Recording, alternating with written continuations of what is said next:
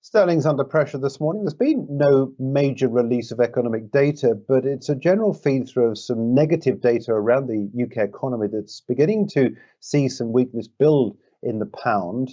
Yesterday, we saw further evidence that there's a slowdown in house price growth. It's not a reversal yet in terms of its year-on-year figures. We're still seeing house price growth around about 8 or 9%, but it is a slowdown underway, and some are calling it the biggest slowdown we've seen since the great financial crisis. So we are still seeing house price growth year on year.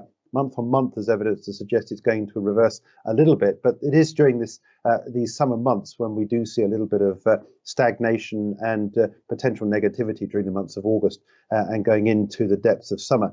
But add to this the cost of living crisis, which according to some reports could well see 40% of us here in the UK, that's around about 2/3 of the entire population, pushed into what is termed fuel poverty. Now, there is a specific definition of this. I won't go into details of that, but according to that specific definition, it could well be something like around about 40% of us in that fuel poverty by January next year because of the rise in the cost of energy. And that's hitting sterling because that's all going to accumulate into negativity for the economy. Let's take a look at sterling against the US dollar first of all.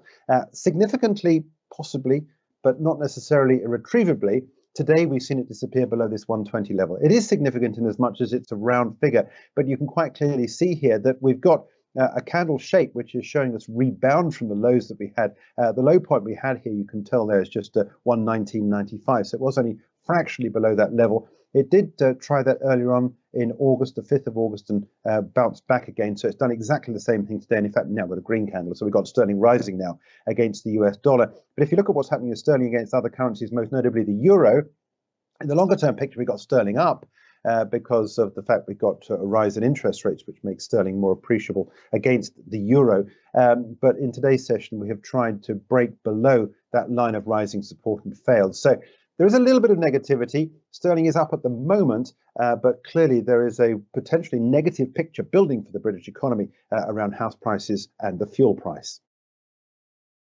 For more videos from us here at IGTV, join us on Twitter at IGCom, Instagram, and subscribe to our YouTube channel.